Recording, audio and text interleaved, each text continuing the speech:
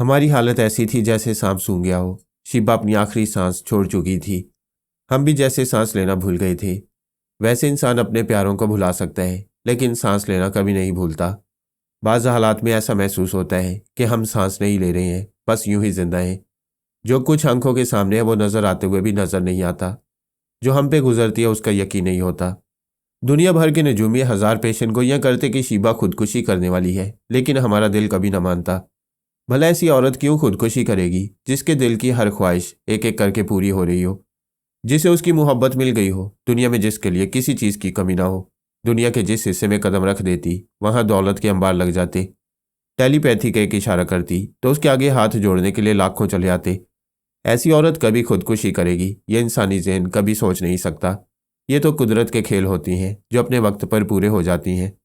बाबा साहिब के दायरे में मातमी सकूत छाया हुआ था। ना कोई अच्छा खा रहा था, ना अच्छा पहन रहा था। सब हंसना बोलना भूल गए थे। सभी उसके लिए मगफिरत की दुआएं कर रहे थे। आमना को उसकी मौत का ज़्यादा सदमा था। उसने शीबा के साथ बड़े बड़े कारनामे अंजाम दिए थे। उसी ने पारस अव्वल को ढूंढ निकाला था और शीबा के साथ मिलकर उसकी परवरिश की थी। आज ना शीबा थी, ना पारस इस इदारे में था, वह तनहा रह गई थी। हम टेलीपैथी जानने वाले ये फैसला कर रहे थे कि अब यहूदियों को चैन से रहने नहीं देंगे। हर नए दिन एक नया नुकसान पहुंचाएंगे। जनाब शेख साहब ने कहा, किसी को नुकसान पहुंचाकर क्या फ़ायदा हासिल होगा? क्या शीबा वापस मिल जाएगी? कभी एक की सज़ा दूसरे को नहीं देना चाहिए। माना कि उनके अकाबरीन ने शीबा पर जुल्म किया, मगर किसने जुल्म किया? किसने यह मंसूबा बनाया? और कौन लोग इस मंसूबे पर अमल करते रहे? उन्हें तलाश करो, उन्हें सजा दो ताकि पूरी कौम को इबरत हासिल हो। पूरी कौम में सब के सब बदमाश नहीं होते। तुम लोग टेलीपैथी के जरिए वहाँ बड़े बड़े धमाके करोगे जिनकी जद में शरीफ खानदान के अफराद भी आएंगे, मासूम बेगुनाह बच्चे भी मारे जाएंगे। ये तुम्हारा इंतकाम नहीं कहलाएगा, दहशतगर्दी कहलाएगी। दहशतगर्दी का मतलब है बदमाशों के साथ अच्छे भी मारे जाएं, घीव के साथ गुन भी पीस जाए, औरतों को बेवा और बच्चों को यतीम बना दिया जाए, अच्छे हंसते खेलते बच्चों को हमेशा के लिए माजूर कर दिया जाए। नहीं फरहाद, कभी ऐसा न करना। जो दुश्मन है, जो शीबा की मौत के जिम्मेदार हैं, उन्हें तलाश करो और उन्हें सजा दो। आमना ने कहा, हमने पिछले दिनों तेलबैब में रहकर बहुत सी मालूमात हासिल की हैं। ये बात अब ढकी छुपी नहीं रही कि वहाँ के तमाम अहम मंसूबे ब्लाइंड क्लब के मेम्बरान बनाते हैं। आप मुझे इजाज़त दीजिए, मैं तेलबैब जाऊंगी और ब्लाइंड क्लब के मेम्बरान को बेनकाब करूंगी। आमना की ये बात तो दिल को लगी। उनकी सारी बुनियाद ब्लाइंड क्लब वालों पर थी। वहाँ से अहम और तकरीबी मंसूबे बनाए जाते थे। इस अड्डे की तबाही से कितने ही मुल्क और कितने ही कौमें तबाहियों से बच सकती थीं। हम इस फैसले पर मुत्तफिक हो गए कि आमना वहाँ जाएगी, हम उसे गाइड करते रहेंगे। एक दिन वह सुरंग बनाती हुई ज़रूर ब्लाइंड क्लब के मेम्बरान तक पहुँच जाएगी। इस मकसद के लिए आमना को कई बार तनवीमी अमल से गुजारा गया और हर बार उसके दिमाग में इब्रानी ज़ुबान नक्श कराई गई। बाबा साहब के इदारे में हर ज़ुबान के माहिर मौजूद थे। ऐसे ही इब्रानी ज़ुबान का एक माहिर तनवीमी अमल के दौरान उसके सामने फ़िक्र अदा करता और आमना उसके लबो लहजे में वह फ़िक्र अदा करती थी। इस तरह वह तमाम बातें उसके जहन में नक्श हो जाती थी। सिर्फ एक हफ्ते के अंदर वह इब्रानी ज़ुबान इतनी रवानी और इतनी फसाहत से बोलने लगी जैसे ही उसकी अपनी मादरी ज़ुबान हो। हर बड़े मुल्क के सीक्रेट एजेंट दूसरे मुल्कों में जाकर एक आम शहरी की ज़िंदगी गुजारते हैं और वहाँ के राज हासिल करके अपने मुल्क तक पहुँचाते हैं। इसी तरह फ्रांस के सीक्रेट एजेंट भी इसराइल में मौजूद थे। उनमें औरतें भी थीं। वह सब मशरकी जर्मनी से ट्रांसफ़र होकर आने वाले यहूदी कहलाते थे। हमने फ्रांस की एक ऐसी सीक्रेट एजेंट का इंतखाब किया जो चेहरे के एतबार से आमना से बिल्कुल मुख्तलिफ थी, लेकिन कद और जिसामत में एक जैसी थी। उसका नाम जैसी हार्बर था। आमना के चेहरे पर प्लास्टिक सर्जरी कराई गई और उसे चेहरे के एतबार से भी जैसी हार्बर बना दिया गया। इसराइली हुकाम जनाब शेख अल फारस से रब्ता कायम कर रहे थे। पहले दिन उन्होंने इतला दी। हमें अफसोस के साथ ये बताना पड़ता है कि शीबा ने खुदकुशी की है। अपने ही हाथों से खंजर अपने सीने में घोंप लिया है। जनाब शेख साहब ने कहा, हमने उसे बेटी बनाकर अपने इदारे में रखा था। उसकी मौत का जितना सदमा हमें है, उसका इजहार हम उसके दुश्मनों के सामने नहीं करना चाहते। क्या आप हमें शीबा का दुश्मन समझते हैं? अपने गिरबान में झांक कर देखने के बावजूद अपने गुनाहों और जुराइम का एहसास नहीं होता। ऐसे बेहिस लोगों को मुर्दा ज़मीर कहते हैं। हमने उस आला हाकिम को मुखातिब करते हुए कहा, शीबा जब दुनिया में नहीं रही तो फिर हमसे रब्ता क्यों कायम कर रहे हो? हम बताना चाहते हैं उसकी खुदकुशी में हमारा कोई हाथ नहीं। लाश जूं की तूं पड़ी है। हमने हर जाविये से तस्वीरें उतारी हैं। उसे किसी ने हाथ नहीं लगाया है। अगर तुम में से कोई आकर देखना चाहे तो यकीन कर सकता है कि कमरा अंदर से बंद था। वहाँ के हालात से पता चलता है कि शीबा ने इश्तियाल में आकर पहले तनवीमी अमल करने वाले पर चाकू से कई हमले किए। उसे मौत के घाट उतारने के बाद उसने खंजर को अपने सीने में घोंप लिया। उसने ऐसा क्यों किया, यह हमारी समझ में नहीं आता। आप बुरा ना माने तो हम ये ज़रूर कहेंगे कि ये टेलीपैथी का ही कोई चक्कर हो सकता है। मैं इस सिलसिले में बहस नहीं करूँगा, सिर्फ यही सवाल दोहराऊंगा, जब शीबा इस दुनिया में नहीं रही तो हमसे क्यों राब्ता कायम कर रहे हो? फरहाद, ये क्यों भूलते हो कि तुम्हारा बेटा हमारे पास मौजूद है? वो बेचारा अपनी माँ से महरूम हो गया, मगर तुम उसे अपने साय से महरूम नहीं करोगे। मैंने पूछा, तुम्हारे कितने बच्चे हैं? उसने जवाब दिया, 6। मगर क्यों पूछ रहे हो? क्या तुमने अपनी बीवी से पूछा कि वो बच्चे तुम्हारे हैं? आप मेरी बीवी के करैक्टर पर कीचड़ उछाल रही हैं। नहीं, हकीकत बयान कर रहा हूँ।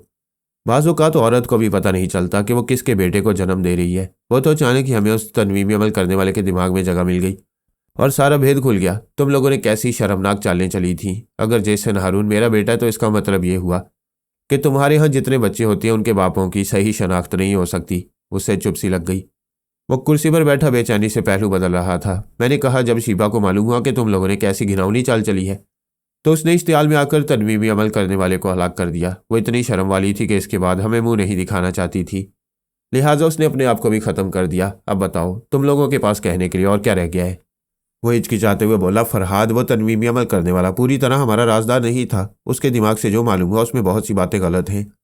तुम यकीन करो जैसन हारून तुम्हारा अपना बेटा है, तुम्हारा अपना खून है। बकवास मत करो। आज भी मेरी मेडिकल रिपोर्ट तुम्हारे मुंह पर थूक रही है, इसके बावजूद ढिठाई से बोलते जा रहे हो। अगर तुम बज़िद हो वो मेरा बेटा तो जाओ, मैंने उसे तुम्हारे हवाले किया। तुम उसे यहूदी बनाना चाहते हो, बनाओ, मुझे उससे कोई लगाव नहीं है। हमें अपनी तरफ से सफाई पेश करने का मौका दो। अगर तुमने किसी गलत फहमी में मुब्तला होकर इंतकामी कार्रवाई की तो बाद में तुम्हें अफसोस होगा। मैंने कोई जवाब नहीं दिया, राब्ता ख़त्म कर दिया। इनके साथ यही रवैया मुनासिब था। वो हमारी तरफ से इंतकामी कार्रवाई की तवक्को कर रहे होंगे और सोचते जा रहे होंगे कि पता नहीं हम किस तरह तबाहियाँ फैलाएंगे। इधर हमारी तरफ से कोई जवाब नहीं मिलेगा और मुसलसल खामोशी रहेगी तो वह दिन ब दिन तजस्सुस में मरते रहेंगे। हर आने वाले लम्हे में हमारी तरफ से होने वाली इंतकामी कार्रवाई से दहशत ज़दा रहेंगे। दूसरे दिन उन्होंने फिर जनाब शेख साहब से रब्ता कायम किया। रसवंती ने मुझे ख्याल ख्वानी के जरिए इतला दी। मैंने शेख साहब के पास पहुंचकर सुना। वो टेलीफोन के जरिए इसराइल के एक आला ओहदेदार से गुफ्तगू कर रहे थे। मैंने कहा, जनाब शेख साहब, आप रसीवर रख दीजिए, मैं बात कर रहा हूँ। उन्होंने रसीवर रख दिया। मैंने पूछा, अब क्या तकलीफ़ है? उस आला ओहदेदार ने कहा, आप हमसे नाराज़ हैं लेकिन हम अपना फ़र्ज़ अदा करना चाहते हैं। आज शीबा की आखिरी रसूमात अदा की जाएंगी। हम आप लोगों को यहाँ आने की दावत देते हैं। इदारे के जितने अफराद चाहें यहाँ आ सकते हैं। मैंने कहा, एक शेर जब बहुत बूढ़ा हो गया और शिकार करने के काबिल न रहा तो उसने ऐलान किया कि वह सख्त बीमार है और अपने गार से निकल नहीं सकता, लिहाजा जितने जानवर उसकी इयादत के लिए आ सकते हैं आज़ादी से आए। अब वो किसी पर हमला करने के काबिल नहीं रहा। नतीजा ये हुआ कि जो जानवर उसकी इयादत के लिए जाता गार से वापस नहीं आता। क्या तुम हमें ऐसा ही नादान समझते हो कि हम शीबा की आखिरी रसूमात में शरीक होने के लिए आए, फिर हमें वापसी का रास्ता न मिले? आप ख्वामखा शुबा कर रहे हैं। हम पूरी नेक नियति से आपको यहाँ आने की दावत दे रहे हैं।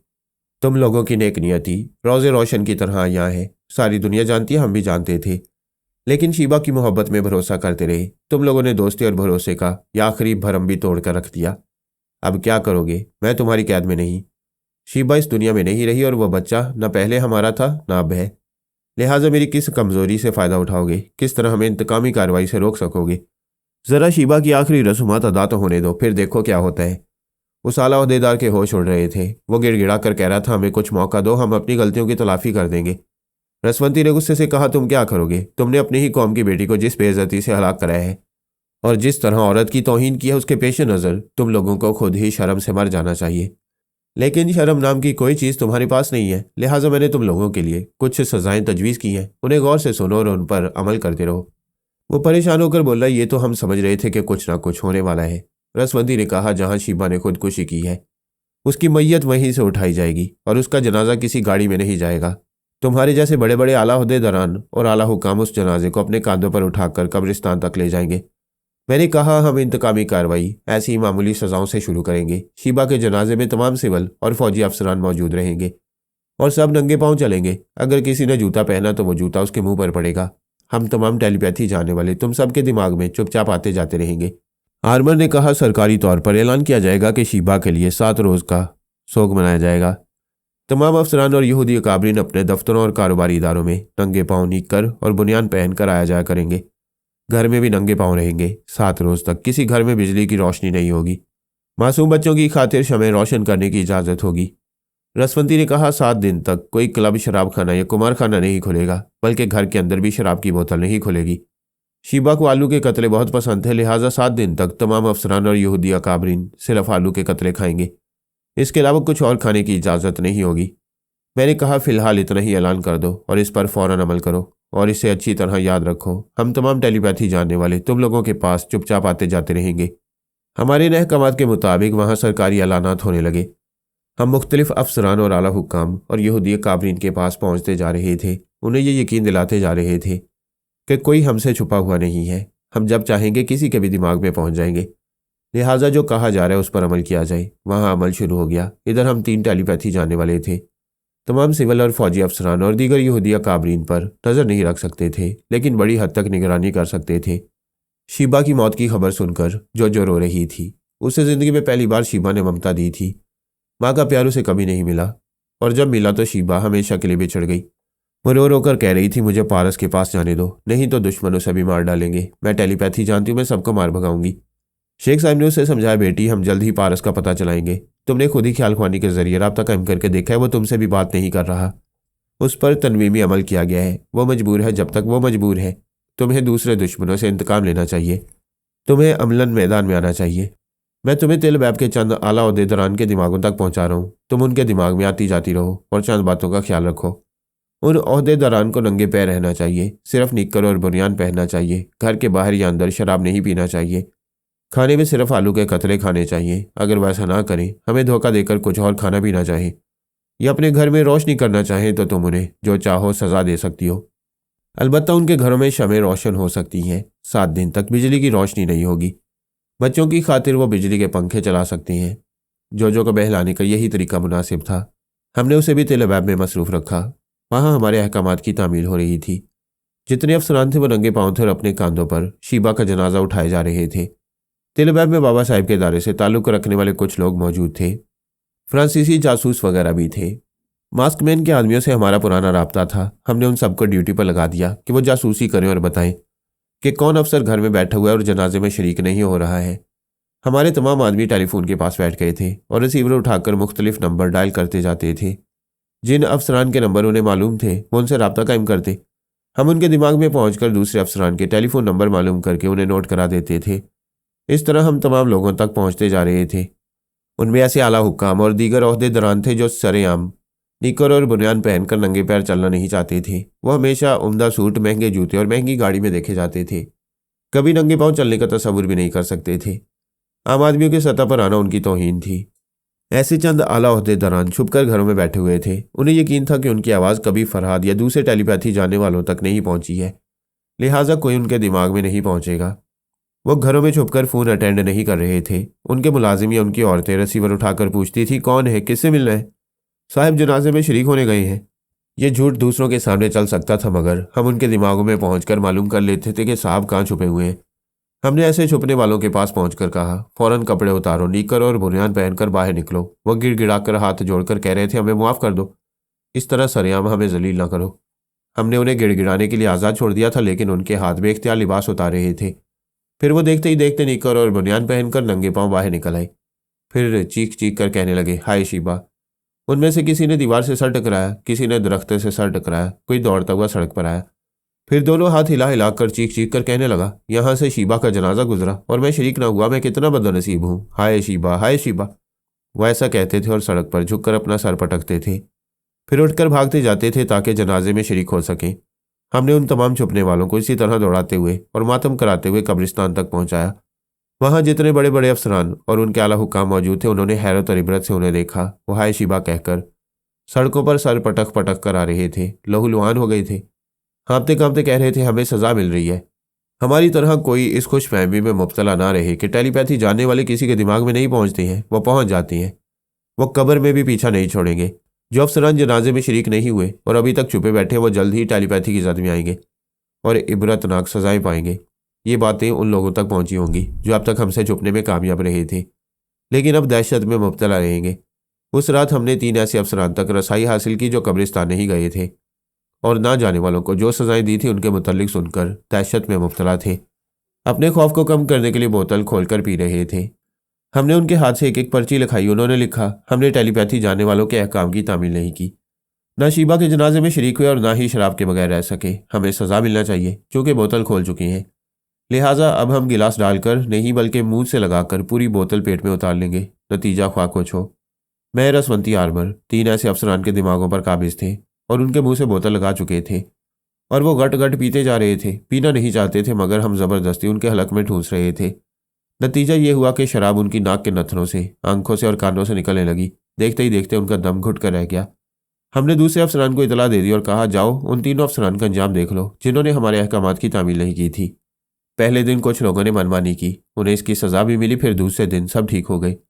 जैसा हम कह चुके थे वो वैसा करते गए, लेकिन उन्होंने बड़े बड़े ममालिक से अपील की कि वो फ्रांस की हुकूमत पर दबाव डालें और फ्रांस की हुकूमत फरहाद को समझाए कि वो यहूदी मोअज़्ज़ज़ीन को यूं बेइज्जत न करे। शीबा ने खुदकुशी की है, वो उसकी मौत के जिम्मेदार नहीं है। मैंने उन सबसे कह दिया, शीबा का केस टेलीपैथी जानने वालों की अदालत में है और टेलीपैथी जानने वाले सच और झूठ को साफ तौर पर पढ़ लेती हैं। लिहाजा कोई हमारे मामलात में मुदाखलत न करे। सुपर मास्टर की तरफ से कहा गया, समझौता कराना हमारा फ़र्ज़ है। हम मामलात में मुदाखलत नहीं करेंगे, लेकिन हमारी ख्वाहिश है कि आप अपनी शराइत पर उन्हें मुआफ़ कर दें। मास्क मैन के मुल्क से भी यही सिफारिश की गई। मैंने कहा, एक ही शर्त है और वो ये कि ब्लाइंड क्लब के तमाम मेंबरान मेरे सामने बेनकाब किए जाएं। मैं एक एक को कत्ल करूंगा, क्योंकि उन्होंने पहली बार शीबा को अगवा करा के जजीरे में कैद कराया, फिर दूसरी बार तिलबैब में कैदी बनाया। मुझे भी कैदी बनाकर रखा गया। उससे शरीफ लड़की को बेआबरू करके खुदकुशी पर मजबूर किया गया। ये सारी प्लानिंग ब्लाइंड क्लब वालों की थी। मैं उनमें से किसी को जिंदा नहीं छोड़ूंगा जब तक वो मेरे सामने बेनकाब नहीं होंगे। मैं इसराइली हुक्काम को सुकून से बैठने नहीं दूंगा। मेरा ये मुतालबा उनके लिए काबिल कबूल नहीं हो सकता था।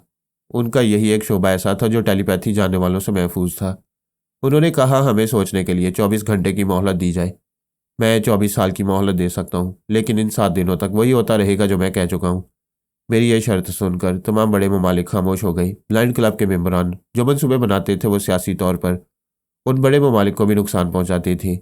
लिहाजा उनकी भी ख्वाहिश थी कि वो मेंबरान बेनकाब हो जाएं। मेरी इस शर्त को मान लेने से उन्हें भी फ़ायदा पहुँचने वाला था। वो 7 दिन तक कहरन व जबरन मेरे अहकामात की तामील करते रहे। 7वें दिन आमना जैसी हार्बर के रूप में वहाँ पहुँच गई।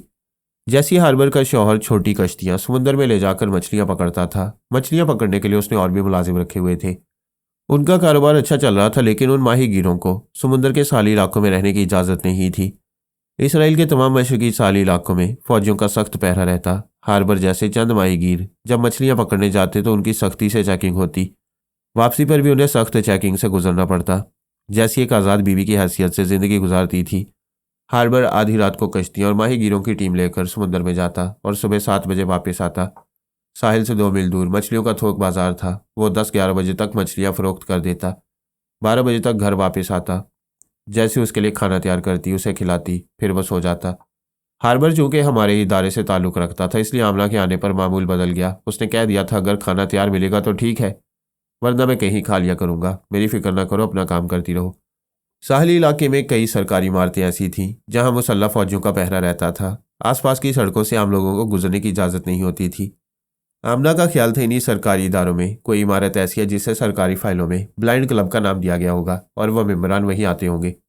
इन रास्तों से गुजरने वाले जितने भी फौजी और सिविल अफसरान थे, आमना उन्हें दूर ही दूर से ताड़ने लगी। उन्हें अच्छी तरह पहचानने के बाद किसी होटल या किसी क्लब में उनसे मुलाकात करती, उनसे बात करती और हम उनके दिमाग में पहुंचकर मालूम करते कि वो किस शोबे से ताल्लुक़ रखते हैं। हमें उम्मीद थी इस तरीक़ेकार पर अमल करते हुए बहुत जल्द किसी भी ब्लाइंड क्लब के मेंबर से टकरा सकती हैं। इधर 7 दिन पूरे होने के बाद तमाम अफसरान, आला ओहदेदारान पूरी तरह लिबास और जूते पहनने लगे और इत्मीनान का सांस ले रहे थे। मैंने कहा, यह इत्मीनान आर्जी है, अब दूसरी सज़ाएँ शुरू होंगी। इससे कबल कि मैं वो सज़ाएँ सुनाऊँ, अपने सवाल का जवाब चाहता हूँ। तुम लोग ब्लाइंड क्लब के मेंबरान को बेनकाब करोगे या नहीं? मिस्टर फरहाद, हमें तुम्हारी शर्त मंजूर है। हम एक मेंबर को तुमसे मिलाते हैं, पहले उससे बातें कर लो। चाहो तो उसे सजा दो, फिर दूसरे से मुलाकात कराई जाएगी। उसने रिसीवर उठाकर नंबर डायल किए, किसी से रब्ता कायम किया। फिर उसने कहा, मिस्टर फरहाद, तुम्हारी दिमाग में आना चाहते हैं, दरवाजे खोल दो। उसने कहा, मैं अपनी आवाज़ सुना रहा हूँ और मिस्टर फरहाद को खुश आमदीद कह रहा हूँ। मैंने उसके दिमाग में पहुँच कहा, तुम्हारे खुश आमदीद कहने का अंदाज़ा जाहिर करता है कि तुम्हें मेरी इंतकामी कार्रवाई का कोई खौफ नहीं। कैसी इंतकामी कार्रवाई? तुम ज़्यादा से ज़्यादा मार डालना चाहोगे? मरना तो है, तुम्हें भी एक दिन मरना है। अभी हो सकता है चंद सातों में बाजी पलट जाए, तुम मर जाओ और मैं जिंदा रह जाऊं। वह बड़े पुरयकीन और मुस्तहकम लहजे में ये बातें कह रहा था। मैंने कहा, थोड़ी देर खामोश रहो, मैं तुम्हारे दिमाग को टटोलना चाहता हूँ। अच्छी तरह टटोल कर देख लो, तुम्हें मेरे ज़रिए दूसरे मेंबरान का सुराग नहीं मिलेगा, क्योंकि हम एक दूसरे को कभी ना जानते थे, ना जानते और ना जान सकेंगे। हमारा तरीक़ाकार ऐसा अनोखा है कि तुम यकीन नहीं करोगे। मैं यकीन करता हूँ, तुम्हारे तरीक़ाकार के मुतालिक बहुत कुछ मालूम कर चुका हूँ। मुझे बताओ, तुम किन रास्तों से गुजर कर ब्लाइंड क्लब के अंदर पहुँचते हो? तुम ये देख रहे हो कि मैंने अब तक आंखें बंद की हुई हैं, इसलिए कि आंखें खोलूंगा तो मेरे सामने एक शख्स नजर आएगा, उसे तुम अच्छी तरह पहचानते हो। लो देखो। ये कहकर उसने आंखें खोल दी। मैंने उसके जरिए देखा कोई खड़ा हुआ था। अगर उस ब्लाइंड मेंबर का दिमाग मुझसे ना बोलता तो मैं सिर्फ उसकी आंखों से देखकर ये नहीं मालूम कर सकता था कि वो कौन है और उसका नाम क्या है। उसके दिमाग ने बताया आयरन और हार्डी तो हम शक्ल भाई हैं। उनमें से आयरन सामने खड़ा हुआ है। उसने मुस्कुरा कर कहा, हेलो फरहाद, बहुत दिनों बाद मुलाकात हो रही है। वैसे इस बार जम के मुलाकात होगी। मैंने उसकी बात सुनते ही कहा, तुम्हें यहाँ देखकर सबसे पहला सवाल यही पैदा होता है, क्या वो ट्रांसफार्मर मशीन तैयार हो चुकी है? इस सवाल का जवाब देना जरूरी नहीं, आने वाला वक्त खुद तुम्हें जवाब पेश करेगा। तुम्हारी यहाँ मौजूदगी का मकसद क्या है? मैं यहाँ इसराइलियों से बहुत अहम सौदा करने आया हूँ। अगर मैं तुम्हारी एक कमजोरी इनके हवाले कर दूं तो तुम कभी इन्हें परेशान नहीं कर सकोगे। मैंने नागवारी से पूछा, तुम कहना क्या चाहते हो? सीधी सी बात है, पारस अव्वल हमारे पास है। अगर वो तिल बै पहुंचा दिया गया तो फिर तुम्हारी तमाम शेखी धरी की धरी रह जाएगी। तुम यहाँ के किसी एक फर्द को भी नुकसान नहीं पहुंचा सकोगे। इसका मतलब यह है कि जिस शख्स ने पारस को अगवा किया था वो तुम्हारी बहन सलारा थी। उसी वक्त ठाए से गोली चलने की आवाज़ सुनाई दी और मैं दिमागी तौर पर अपनी जगह हाजिर हो गया। उस ब्लाइंड मेंबर ने खुदकुशी कर ली थी। ये मेरी तवक्को के बिल्कुल खिलाफ था। मैं सोच भी नहीं सकता था कि वह ऐसा कर गुजरेगा। मैंने फिर ख्याल खुआनी की परवाज़ की। आयरन के दिमाग में पहुंचना चाहा तो उसने कहा, बेशक आ सकते हो। तुम्हें हैरानी होगी कि इस ब्लाइंड मेंबर ने खुदकुशी क्यों की। भाई, इसलिए कि यह रिटायर्ड होने वाला था, इसकी जगह कोई दूसरा आएगा। लिहाजा यहाँ के हुकाम ने सोचा पहले इसी से तुम्हारी मुलाकात कराई जाए और तुम्हें यकीन दिलाया जाए कि ब्लाइंड क्लब के मेम्बरान तक पहुंचना बच्चों का तो क्या बड़ों का भी खेल नहीं है। यहाँ तुम यहूदियों के गुण गाने आए हो। हाँ, हमारे सितारे इनसे मिल रहे हैं। बाय द वे, मैं तुम्हें ज़्यादा देर दिमाग में रहने नहीं दूंगा। तुम बड़े खतरनाक आदमी हो, ख्वाम का दिमाग में जलजला पैदा करोगे। मैं थोड़ी देर के लिए कमज़ोर हो जाऊंगा, लेकिन अब मेरी पुश्त पर बड़ी बड़ी ताकतें हैं। मैं तुम्हें एक आवाज़ सुना रहा हूँ, उसे सुनो और उसके पास पहुँचो तो उसके ज़रिए मेरी बहन सलारा से गुफ्तगू कर सकोगे। उसने कैसेट के ज़रिए एक आवाज़ सुनाई। मैं जिस शख्स के दिमाग में आया उसके सामने रखे हुए ट्रांसमीटर से इशारा मौसूल हो रहा था। उसने उसे ऑन किया। दूसरी तरफ से आवाज़ आई, सलारा को खबर करो, फरहाद तुम्हारे दिमाग में आ रहा है। मैंने कहा, मैं आ चुका हूँ। उसने इंटरकॉम के बटन को दबाकर कहा, madam, mister Farhad is waiting for you. दूसरी तरफ से एक नुस्वानी आवाज़ सुनाई दी, जस्ट कमिंग। मैं दूसरे ही लम्हे सलारा के दिमाग में पहुंच गया। वो एक गहरी सांस लेकर बोली, क्या ज़रा सब्र नहीं कर सकते थे? उसी शख्स के पास जाओ, मैं आ रही हूँ। उसने सांस रोक ली। मैं दिमागी तौर पर हाजिर हुआ। मैंने इतनी सी देर में देखा वो एक ब्लैक बोर्ड के सामने चौक बाएं हाथ में लिए अलजबरा का कोई मुश्किल सवाल हल कर रही थी। उसकी आंखों पर ऐनक थी। इसका मतलब ये था कि वो बहुत ही खुश्क मिजाज और पत्थर दिल है। उसका लहजा भी पत्थर जैसा था। उसे इल्म हासिल करने का, खुसूसन इल्म रियाजी जैसा खुश्क मजमून पढ़ने और समझने का इतना खबत था कि इस खपतीपन में उसने मोटे शीशों की ऐनक आंखों पर चढ़ा ली थी। जबकि भरी जवानी में औरत अपनी आंखों पर ऐनक नहीं ख्वाब सजाती है। मैं उसके नुमाइंदे के पास पहुंच गया। वो दरवाज़ा खोलकर अंदर आ रही थी। उसने हल्के नीले रंग के स्कर्ट और ब्लाउज पर सफ़ेद एप्रन पहनी हुई थी, जैसे किसी लेबॉर्ट्री से काम करके आ रही हो। बाद में पता चला उसके भाई जॉर्ज फ्रीमैन की एक बहुत बड़ी साइंस लेबॉर्ट्री है, जहां वो भाई के साथ मुख्तलिफ साइंसी तजुर्बात करती रहती है। वो एक रिवॉल्विंग चेयर पर आकर बैठ गई। उसके दाएं हाथ में एक क्लिप बोर्ड था जिसमें कागज़ पंसा हुआ था और वो बाएं हाथ से पेंसिल पकड़े किसी हिसाब में मसरूफ़ थी। मैंने पूछा, क्या तुम ये एहसास दिलाना चाहती हो कि तुम बहुत ज़्यादा मसरूफ़ रहती हो और फरहाद को तुम्हारे इंतज़ार करने की फुर्सत ही फुर्सत है? उसने एक हाथ उठाकर कहा, जस्ट ए मिनट, इस प्रॉब्लम को सॉल्व करने का बस एक नुक्ता रह गया है, अभी बात करती हूँ। थोड़ी देर बाद उसने खुश होकर कहा, हो गया, हल हो गया। मिस्टर फरहाद, तुम ख्यालों की दुनिया में रहते हो, हकीकत की दुनिया से तुम्हारा दूर का भी वास्ता नहीं। क्या तुम यकीन करोगे कि अभी अभी मैंने एक नुक्ते का वजन दरियाफ्त करने का तरीका सीख लिया है? मैंने हैरानी से कहा, क्या हम कागज़ पर लिखते वक्त जो नुक्ता लगाते हैं तुम उसका वजन दरियाफ्त कर रही हो? हाँ, आज मैंने बहुत बड़ा कारनामा अंजाम दिया है। मैं सारी दुनिया को हैरान कर दूंगी। तुम मेरी हैरानी दूर करो। तुमने ये ऐनक क्यों पहन रखी है? क्या मतलब? भाई, मैं इस ऐनक के बारे में पूछ रहा हूँ। ये कभी हमारे दरमियान दीवार बन सकती है। उसने संजीदगी से उस शख्स को देखा जिसके अंदर मैं मौजूद था। फिर उसने कहा, फरहाद, दो चार बातों का ख्याल रखो। मैं छिछोरी गुफ्तगू पसंद नहीं करती। मुझ पर रोमानवी हथकंडे कभी कामयाब नहीं होंगे। मैं बहुत मसरूफ़ रहती हूँ। चूंकि आज पहली मुलाकात है इसलिए तुम्हारे साथ कुछ ज़्यादा वक्त गुजारूंगी। तुम मेरे साथ वक्त गुजारना चाहती हो? इससे बड़ी और क्या बात हो सकती है? बोलो, कहाँ हूँ? मैं ये दावा नहीं करती कि मैं बहुत पुरस्कार हूँ और तुम मुझ तक कभी नहीं पहुँच सकोगे। फिलहाल ये तुम्हारे लिए मुमकिन नहीं है। इस शख्स का दिमाग तुम्हें बता रहा है कि इस वक्त हम न्यूयॉर्क में हैं, हालांकि हम कहीं और हैं। मैं कैसे मान लूँ, जबकि दिमाग के अंदर की बात कभी झूठ नहीं होती। तनवीमी अमल के जरिए झूठ बन जाती है। इस पर अमल किया गया है और जो समझाया गया वही है दिमाग तुम्हें समझा रहा है। क्या पारस अव्वल तुम्हारे पास है? था, अब नहीं है। वो आधे घंटे के अंदर तेल अबैब पहुंचने वाला है। तुमने ऐसा क्यों किया? इसराइली हुकाम इसके एवज $1,25,000 अदा कर रहे हैं। तुम ये रकम मुझसे तलब कर सकती थी। मैं किसी भी मुल्क में किसी भी करेंसी में अदायगी कर सकता था।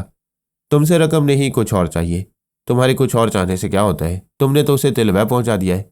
उसने पेंसिल से अपने सर की तरफ इशारा करते हुए कहा, फरहाद, ये दिमाग का खेल है। तुम टेलीपैथी के जरिए बहुत से दिमागों से खेलते रहे हो, लेकिन मुझे और मेरे भाई जॉर्ज फ्रीमैन को समझने में सदियां गुजर जाएंगी। बहरहाल ये दिमाग जिसने पारस अव्वल को तेल अबैब पहुंचाया वहां से दूध की मक्खी की तरह वापस निकाल लाएगा। इसकी ज़रूरत क्या थी? क्या उसे तेल अबैब भेजने से पहले मुझसे सौदा नहीं किया जा सकता था? हम जो सौदा करते उस पर तुम कभी राजी ना होते, लिहाजा सोचा पहले पारस को वहां भेज दिया जाए। जब वो लोग उसे कैद में रखेंगे और उसे तुम मुसीबतों में मुब्तला देखोगे, तब हमसे समझौता कर लोगे। समझौते पर अमल करने के दौरान जब हम पारस को वहां से निकाल लाएंगे तो तुम्हारे ज़हीन तरीन लोग सोचते रह जाएंगे कि जहानत कैसे तमाशे दिखाती है। सुबह पारस तेल अबैब में होगा तो शाम को हमारे पास। इसका मतलब है तुमने किसी डमी पारस को भेजा है। ये कहने से पहले तुम उसके दिमाग में जाओ और अच्छी तरह इत्मीनान कर लो, वही तुम्हारा असली पारस है। अगर वो डमी हुआ तो मैं तुम्हारी जहानत और हाजिर दिमागी को तस्लीम कर लूंगी। तुम मुझसे क्या चाहती हो? अब कोई सवाल न करना, कोई बात न करना। यहाँ से जाओ और पहले पारस अव्वल के सिलसिले में मुतमईन हो जाओ। आधे घंटे बाद तुमसे मुलाकात होगी। ये कहकर सलाना ने इशारा किया। मैं जिसके दिमाग में था उसने सांस रोक ली। मैं अपनी जगह हाजिर हो गया। मैंने रसवंती और आर्मर को सलारा से होने वाली गुफ्तगू का खुलासा सुनाया, फिर कहा, आओ हम पारस को चेक करते हैं, आखिर हकीकत क्या है। हमने ख्याल खुआनी की परवाज की। हमें किसी रोक टोक के बगैर उसके दिमाग में जगह मिल गई। मैंने उसे मुखातिब किया तो उसने खुश होकर कहा, हेलो पापा, मैं जोजो से बातें कर रहा हूँ। क्या आप थोड़ी देर बाद आने की जहमत गवारा करेंगे? बेटे, जोजो से सारी जिंदगी बातें होती रहेंगी, पहले काम की बातें करो। तुम कहाँ हो? क्या आप मेरे दिमाग में रहकर ये नहीं देख सकते कि मैं त्यारे में हूँ और यह त्यारा रनवे पर उतर है? ये तुम कहाँ आ गए हो? जब मैं और जोजो खूब शरारतें किया करते थे। ये तेल अबैब है। क्या तुम अपनी मर्जी से यहाँ आए हो? हाँ, मैं अपनी मम्मी की कब्र पर फूल चढ़ाने आया हूँ। क्या तुम्हें एहसास है कि यह दुश्मनों का मुल्क है और इन दुश्मनों ने तुम्हारी मम्मी को मार डाला है? पापा, मम्मी ने अपने हाथों से खंजर अपने सीने में पेवस्त किया था। हाँ, ऐसे ही किया था। और उस वक्त आप उनके दिमाग में थे। हाँ, मैं मौजूद था, लेकिन उसने बात काट कर कहा, सॉरी पापा। इसके बाद लेकिन की गुंजाइश नहीं रहती। साफ जाहिर है कि आपने मम्मी को खुदकुशी करने पर मजबूर किया है। ये क्या कह रहे हो? वही जो दुनिया आपके डर से नहीं कह सकती। जब आपको यकीन हो गया कि मम्मी अपने मुल्क और कौम की वफादार हैं, वो उनके मुफाद के लिए काम करती रहेंगी और आपके इशारों पर नहीं चलेंगी, तो आपने उन्हें खुदकुशी करने पर मजबूर कर दिया। मैंने बेबसी से गहरी सांस ली, फिर पूछा, तुम पर तनवीबी अमल कौन करता है? Uncle Hardy. फिर तो कुछ पूछना ही फजूल है। तुम्हारी समझ में नहीं आएगा। जाओ जोजो से बातें करो। मैंने रसवंती से कहा। दुश्मन उसके मासूम दिमाग में हमारे खिलाफ जहर भर रहे हैं। तुम और आर्मर जोजो को समझाओ। वो मोहब्बत से पारस को समझाएगी और उसके दिमाग से हमारे खिलाफ जहर को ख़त्म करेगी। क्या तुम समझते हो जोजो के कोशिश करने से तनवीमी अमल का असर ख़त्म हो जाएगा? असर ख़त्म नहीं होगा, लेकिन वो जोजो को बहुत चाहता है। उसे यकीन होना चाहिए कि जिसे वो सबसे ज़्यादा चाहता है वही उसकी बात से मुत्तफिक नहीं है। मैंने घड़ी देखी। अभी सलार के पास जाने के लिए 15 मिनट बाकी थे। हमने खुद ही जोजो को मुखातिब किया। वो पारस से बातें कर रही थी। मैंने कहा, बेटी, थोड़ी देर के लिए दिमागी तौर पर हाजिर हो जाओ, फिर पारस के पास चली जाना। वो बोली, मैं पारस से बातें करूंगी, आपसे बातें नहीं करूंगी। आप बहुत गंदे हैं। आपने हमारी मम्मी को मार डाला है। वो तो पारस की दीवानी थी, वो उसे क्या समझाती? खुद उसकी बातों को हरफे आखिर समझती थी। मैंने रसवंती और आर्मर से कहा, तुम दोनों समझाने की कोशिश करो, मैं जा रहा हूँ। मैंने आमना के पास पहुंचकर कहा, थोड़ी देर पहले मैं ब्लाइंड क्लब के एक मेंबर तक पहुंच गया था। हालांकि उससे दूसरी बातें होती रहीं, लेकिन मैंने उसके दिमाग से इतना ज़रूर मालूम कर लिया है कि वो ब्लाइंड क्लब कहाँ है। मैंने उसे बताया, फिश हार्बर से जो सरकारी इमारतें शुरू होती हैं उनमें 5वीं इमारत पुरस्कार है। उस इमारत के बाहर कहीं कहीं मुसल्ला फौजी नजर आती हैं, वरना अंदर किसी पहरे की ज़रूरत नहीं। ऐसा इलेक्ट्रॉनिक निज़ाम कायम किया गया है कि सिर्फ वहाँ के मेम्बरान ही उसे समझकर वहाँ कदम रख सकती हैं। कोई दूसरा कदम रखे तो खतरे की घंटियां बजने लगती हैं। फिर खुदकार निज़ाम के तहत नादीदा तारों में बरकी रो दौड़ने लगती है, जो किसी भी अजनबी को जलाकर कोयला बना देती है। मैं दूर ही से उन मेम्बरान को देखूंगी और किसी दूसरी जगह उनसे रब्ता कायम करूंगी। मैं नुमाइंदे के जरिए सलारा के पास पहुंच गया। मैंने उसे मुखातिब किया तो उसने घड़ी देखते हुए कहा, तुम 25 सेकंड लेट हो गए हो, वक्त की पाबंदी किया करो। पहले जब मैं आया तो तुम एक नुक्ते का वजन दरियाफ्त करने का तरीका मालूम कर रही थी। क्या उस वक्त मेरा वक्त बर्बाद नहीं हो रहा था? तुम्हारा कोई वक्त ही नहीं है। तुम एक बेकार से इंसान हो। क्या तुम इसे साबित कर सकते हो? तुमने टेलीपैथी जैसा गैर मामूली इल्म हासिल करके दुखी इंसानों को क्या फ़ायदा पहुंचाया है? जब से ये इल्म हासिल किया दुनिया वालों से लड़ते झगड़ते चले आ रहे हो, ना खुद चैन से रहते हो ना दुनिया वालों को चैन से रहने देते हो। क्या तुम हमारे बेटे को तिल अबे पहुंचाकर हमें चैन से बैठने का मौका दे रही हो? मैं कह चुकी हूँ, तुम्हारे बेटे की हिफाजत की जिम्मेदारी मुझ पर है, उस पर कोई आंच नहीं आएगी। अगर हमारे दरमियान एक समझौता हो जाए। हाँ, वो समझौता तो बीच ही में अटक गया। बोलो क्या चाहती हो? मुझे एक दिन के लिए आर्मर उधार चाहिए। पड़ोसी 5 रुपए उधार मांग कर ले जाते हैं और वापस नहीं करते। तुम पूरा एक आर्मर उधार मांग रही हो? जैसे सचमुच दूसरे दिन वापस कर दोगी। बेशक उसे 15 घंटे अपने पास रखूंगी, 16वें घंटे मैं तुम्हारे पास रवाना कर दूंगी। मैं जुबान की धनी हूँ, जो कह देती हूँ उसे जान देकर भी पूरा करती हूँ। क्या आज तक तुमने किसी पर जान दी? तुम फिर फजूल बातों में वक्त ज़ाया करना चाहते हो। मैंने पूछा, मशीन कहाँ है? ये बताना ज़रूरी है? ये मालूम होना चाहिए कि हम आर्मर को कहाँ भेजेंगे। ये भी ज़रूरी नहीं है। तुम सिर्फ आर्मर को रवाना कर दो, हम उसे अपनी जगह ले आएंगे। ठीक 15 घंटे बाद उसे बखैरियत वापस कर देंगे। ताश की बाजी हो या जिंदगी की, मैं अंधी चाल नहीं चलता। मैं तुम्हें बहुत ज़हीन समझता था। क्या तुम्हारी समझ में इतनी सी बात नहीं आई कि हम एक पारस को हारने के बाद दूसरे आर्मर को हारना गवारा नहीं करेंगे? एक वक्त में एक बाजी हारी जाती है और हारने वाला दूसरी बार मोहतात हो जाता है। उसने गहरी संजीदगी से कहा, मैं जानती हूँ, अगर हारने वाले की जिंदगी दांव पर लगी हो तो वह अंधी चाल जरूर चलता है। बेशक वो बहुत ज़हीन और हाजिर दिमाग थी, लेकिन मैं उसकी बातों में नहीं आ सकता था। मैंने पूछा, तुम इस बात की क्या जमानत दे सकती हो? मेरे 3 भाई हैं। बड़े का नाम जॉर्ज फ्रीमैन है, बाकी 2 जुड़वे हैं, एक ही वक्त पैदा हुए थे, आयरन और हार्डी। तुम इन 3 भाइयों में से किसी को अपने पास उस वक्त तक रख सकते हो जब तक तुम्हें पारस और आर्मर वापस ना मिल जाए। मैंने पूछा, यानी ये मुआमला 15 घंटे में निमट जाएगा? हाँ, बोलो, मंजूर है। ये तो बहुत मामूली शर्त है, फिर 15 घंटे वाली बात तुम भी मान लोगी? बेशक मैं मान रही। वो कहते कहते चौंक गई, फिर बोली, क्या मतलब? यही कि तुम 15 घंटे के लिए मेरे पास आओ, मैं आर्मर को रवाना कर देता हूँ। मैं तुम्हारे पास आने वाली औरतों जैसी सस्ती नहीं हूँ। तुम्हारे दिमाग में गंदगी बहुत ज़्यादा है। मैं तुम्हें बतौर यारगमाल बुला रहा हूँ और तुम समझ रही हो इश्क फरमाऊंगा। आखिर तुम्हारे दिल में ये चोर क्यों है? तुम इसे दिल का चोर कह लो, लेकिन जो भी औरत तुम्हारी आवारगी से वाकिफ होगी वह तुम्हारी करीब से गुजरना भी गवारा नहीं करेगी। ऐसी बातें सुनकर मुझे गुस्सा आना चाहिए, लेकिन तुम ज़रा गौर करो। ये बैल बेचारा चुपचाप खड़ा है, तुम सींग मारने की दावत दे रही हो। क्या इतनी सी अकल नहीं है कि सांप को चुपचाप गुजरने देना चाहिए? अगर उसे छेड़ोगी तो पलट कर काटेगा। तुम बातों में बहुत वक्त ज़ाया करते हो। मैं नहीं आऊँगी, मेरे 3 भाइयों में से कोई आ जाएगा। बाबा साहब के इदारे की पाकीज़गी से सारी दुनिया वाकिफ़ है। क्या तुम वहाँ के पाकीज़ा माहौल में 15 घंटे नहीं रह सकोगी? मैं नहीं आऊँगी। पाकीज़ा माहौल में नाली का कीड़ा मर जाता है, क्या तुम्हें इसी बात का डर है? क्या तुम काम की बात नहीं करोगे? काम की बात हो चुकी है, तुम आओगी तो आर्मर यहाँ से जाएगा। वो नागवारी से बोली, तुम मेरे पीछे क्यों पड़ गए हो? तुम 3 भाइयों की एक बहन हो, उनकी गैरत हो। उनके लिए अहम हो किसी अहम चीज़ को ही जमानत के तौर पर रखा जाता है। मैं कह चुकी हूँ, 3 भाइयों में किसी एक को बुलाकर अपने पास रख सकते हो। मेरी ये बात मंजूर हो तो मेरे इस मामूल के पास आना, मुझे खबर हो जाएगी।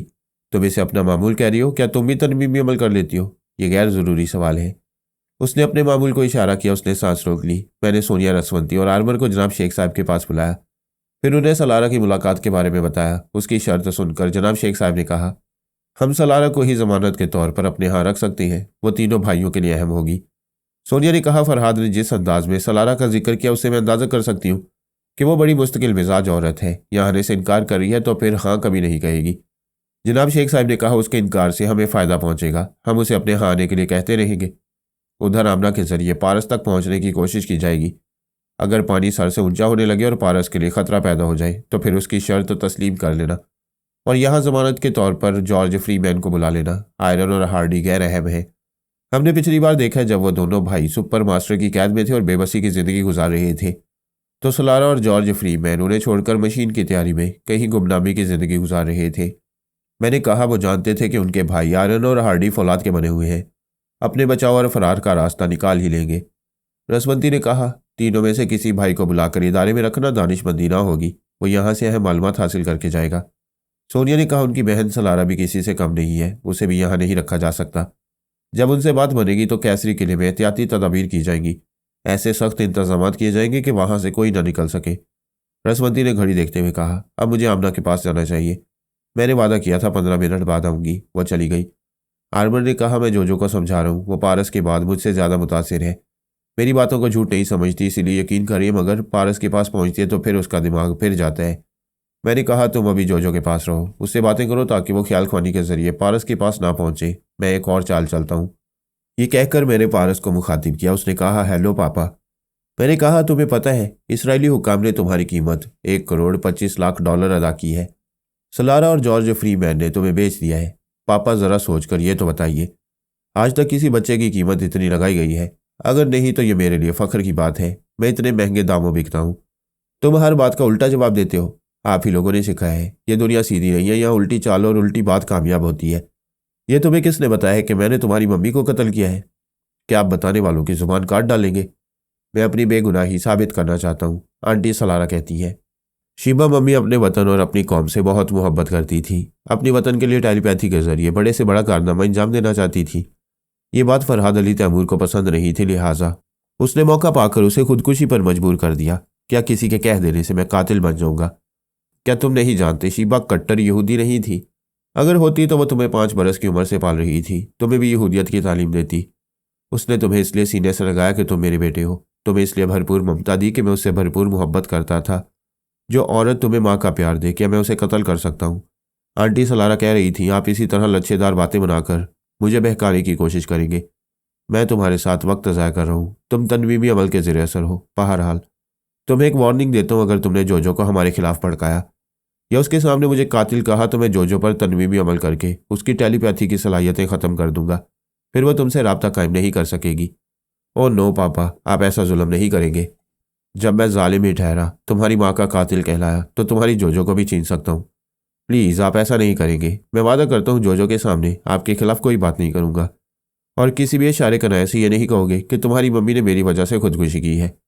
मैं इशारे कनाए में भी ऐसी कोई बात नहीं करूँगा, और तुम जोजो को यही समझाओगे कि उसकी कौम के लोगों ने ही उसे खुदकुशी पर मजबूर किया था। मैं उसे यही समझाऊंगा।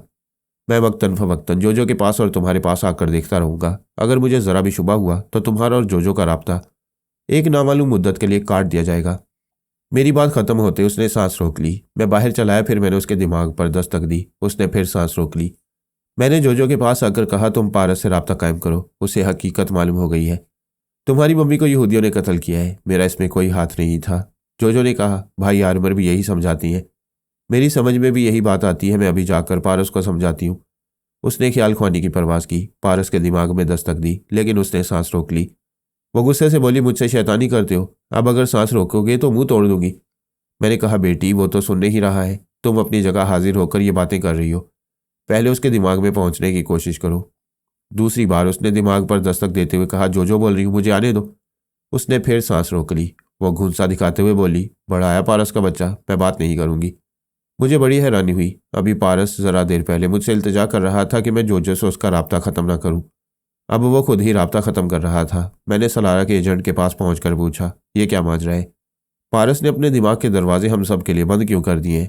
उसने जवाब दिया, पारस का दिमाग सिर्फ 4 घंटे के लिए खोला गया था। वो वक्त पूरा हो चुका है। अब वो किसी को दिमाग में नहीं आने देगा। क्या मैं सलारा से बातें कर सकता हूँ? अगर आप उनकी शर्त मंजूर करें और मिस्टर आर्मर को यहाँ भेजने पर रजामंद हैं तो मादाम से बात हो सकती है। मैं वहाँ से वापस आ गया। रसवंती ने पूछा, क्या तुम्हें शुबह है कि तिल अबैब वाला पारस डमी है? यकीन की हद तक शुबह है, लेकिन ये कैसे हो सकता है? जब हम पारस की आवाज़ और लब लहजे को गिरफ्त में लेकर उसकी तरफ परवाज करते हैं तो हम असल पारस के दिमाग में पहुंचने की बजाय डमी के पास कैसे पहुंच जाती हैं? सीधी सी बात है, हमारे असल पारस अव्वल पर तनवीमी अमल करके 4 घंटे के लिए उसके दिमाग को बेहिस कर दिया गया था। उसकी आवाज़ और उसके लब लहजे को उसके दिमाग से भुला दिया गया था। यही वजह थी कि हमारी सोच की लहरें वहाँ पहुँचती भी होंगी तो उधर से गुजरकर डमी पारस के दिमाग तक पहुँच जाती होंगी, क्योंकि हमारी सोच की लहरों को असल पारस का लब लहजा उसी के दिमाग में मिलता था। अगर 4 घंटे के लिए हमारे अपने पारस के दिमाग को बेहिस बनाया गया होगा तो अब हम ख्याल ख्वानी के जरिए उसके पास पहुँच सकते हैं। कैसे पहुँचेंगे वो भी सांस रोक लिया करेगा। सलारा और जॉर्ज फ्रीमैन अपने प्लान की कमज़ोरी छुपाने के लिए ऐसा कर रही हैं। क्या तुम्हारे शुबहात गलत नहीं हो सकते? हो सकती हैं। ऐसी सूरत में हमें तिल अबैब वाले पारस को भी इतनी ही अहमियत देना होगी, वहाँ से किसी तरह उसे निकाल लाना होगा। मैं यही कोशिश कर रहा हूँ। अभी तुम आमना के पास गई थी, उसके मुतालिक बताओ। उसने एक ऐसे शख्स को देख लिया है जो ब्लाइंड क्लब में सुबह 9 बजे गया था और 11 बजे वापस आया। अब वो उसे शहर में कहीं घेरेगी और उससे बात करेगी। आर्मर उसके दिमाग में है, थोड़ी देर बाद मैं जाऊंगी। मैं पारस के दिमाग में 2 बार जा चुका था। रसवंती भी 2-4 बार गई थी। आर्मर को भी इसका मौका मिला था। हम सब ने यही देखा था, वो एक खूबसूरत से कॉटेज में आराम से है।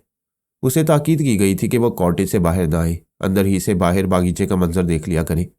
बाहर मुसल्ला अफराद का बहुत सख्त पहरा था। रसवंती ने कहा, पारस को कड़ी निगरानी में रखा गया है।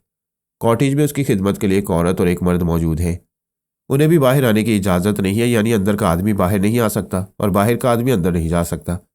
किसी तरह पारस को उस कॉटेज से निकाल भी लिया जाए तो तेल अबैब से और फिर इस मुल्क की सरहद से निकालना मुमकिन न होगा। ऐसे में सलारा ने उसे वहां से किसी वक्त भी निकाल लाने का जो दावा किया है, क्या वो बचकाना नहीं है? यही बचकाना दावा मुझे यकीन दिला रहा है कि तेल अबैब में डमी पारस है। जब हम सलारा की बात मान लेंगे, आर्मर को उसके पास भेजेंगे, तब वो जाहिर करेगी कि असल पारस अव्वल उसके पास है। मैं सोचने लगा, ये कंप्यूटर मशीन इंसानी जहानत को कई गुना बढ़ाने के अलावा उसके दिमाग को कंप्यूटर की तरह बरकरफ्तार और हाजिर जवाब बनाती है। इसका मनफी पहलू यह है कि यह जुराइम की दुनिया में नित नए गुल खिला रही है। पहले मुजरिम मेकअप करके खुद को छुपा लिया करते थे, ये किसी के चेहरे का मास्क बनाकर उसके हमशक्ल बन जाते थे। फिर जरा इंसानी जहानत ने तरक्की की तो प्लास्टिक सर्जरी के जरिए किसी का हमशक्ल बन जाना कोई मुश्किल न रहा। लेकिन हमशक्ल बन जाने के बाद भी बहुत सी खामियां रह जाती हैं। मसलन आदमी किसी का हमशक्ल बन सकता है, लेकिन उसकी आदतों और खसलतों को हूबहू अपना नहीं सकता। ट्रांसफार्मर मशीन एक शख्स के अंदर की तमाम आदतों, खसलतों, उसके एहसासात, जज्बात और मजाज को दूसरे में मुंतकिल कर देती थी। पहले आदमी ज़ाहरी तौर पर हमशक्ल बनता था, अब मशीन उसे एहसासात, जज्बात और तमाम तर मिजाज के साथ किसी दूसरे का हमजाद बना देती थी। जो पारस तेल अबैब में था, उसके दिमाग में हमारे पारस के एहसासात, जज्बात और तमाम तर मिजाज को ट्रांसफार्मर मशीन के जरिए मुंतकिल कर दिया गया था। इस तरह तेल अबैब वाला पारस बेख्तियार वही हरकतें करता था जो पैदाइश या फितरी तौर पर हमारे पारस से सरजद हुआ करती थी। मैं इस मशीन की कारकर्दगी पर बड़ी देर तक गौर करता रहा, शायद इसमें भी कोई खामी नजर आ जाए। आखिर सोचते सोचते एक खामी समझ में आ गई। जो डमी पारस है वो असल पारस के मुताबिक हम सबको अच्छी तरह पहचानता है, हमारे मजाज से भी वाकिफ होगा, लेकिन हमारी सूरत से आशना नहीं होगा। उसे हमारी तस्वीरें दिखाई गई होंगी, क्योंकि जहानत से सोचा समझा जा सकता है, देखा नहीं जा सकता, सिर्फ आंखों से देखा जा सकता है। अब इस नुक्ता नज़र से सलारा ने उसे हम सब की तस्वीरें दिखा दी होंगी ताकि वो किसी मरहले पर डमी साबित रहो। लेकिन सलारा के पास हम कितने लोगों की तस्वीरें होंगी? हमारे इदारे में जनाब शेख अल फारस साहब की कोई तस्वीर नहीं थी। बाबा फरीद वास्ती मरहूम के ज़माने से वो मुल्क से बाहर आ करते थे तो पासपोर्ट में उनकी तस्वीर हुआ करती थी। बाबा साहब की जगह संभालने के बाद उन्होंने गोशा नशीनी इख्तियार कर ली थी, कहीं बाहर नहीं जाते थे। मैं यकीन से कह सकता था कि जनाब शेख साहब की तस्वीर सलारा के पास नहीं होगी।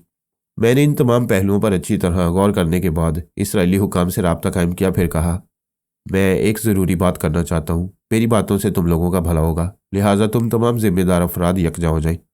15 मिनट के बाद वो एक जगह जमा हो गए। मैंने कहा, यहूदी बड़े मक्कार बिजनेसमैन होते हैं, किसी कारोबार में एक कौड़ी का नुकसान बर्दाश्त नहीं करते। कुजा ये कि तुम लोगों ने $1 करोड़ 25 लाख यूं ही अदा कर दिए। एक हाकिम ने पूछा, क्या तुम ये कहना चाहते हो कि यह असली पारस नहीं है? तुम्हारे पास क्या सबूत है कि यह असली है? मिस्टर फरहाद, तुम हमें चक्कर देने आए हो? मैं साबित कर दूंगा यह असली नहीं है। कैसे साबित करोगे? 2 तरीकों से। एक तो मैं इंतकामी कार्रवाई जारी रखूंगा, क्योंकि अपने बेटे की तरफ से कोई अंदेशा नहीं है। जब वो तुम्हारे पास है ही नहीं तो फिर मुझे इंतकामी कार्रवाई से कौन रोक सकता है? दूसरी बात यह कि तुम खुद उसे आजमाओ। हम उसे किस तरह आजमा सकती हैं?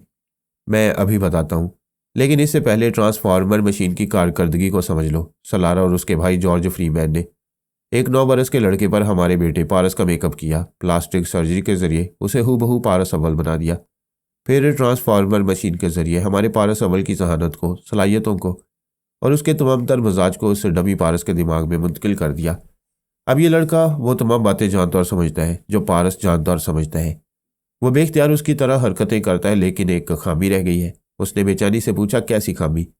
हम टेलीपैथी जानने वाले किसी के दिमाग में आकर उसकी आंखों से सारे मनाजिर देखते हैं, समझते हैं कि आगे पीछे, दाएं बाएं और ऊपर नीचे क्या हो रहा है।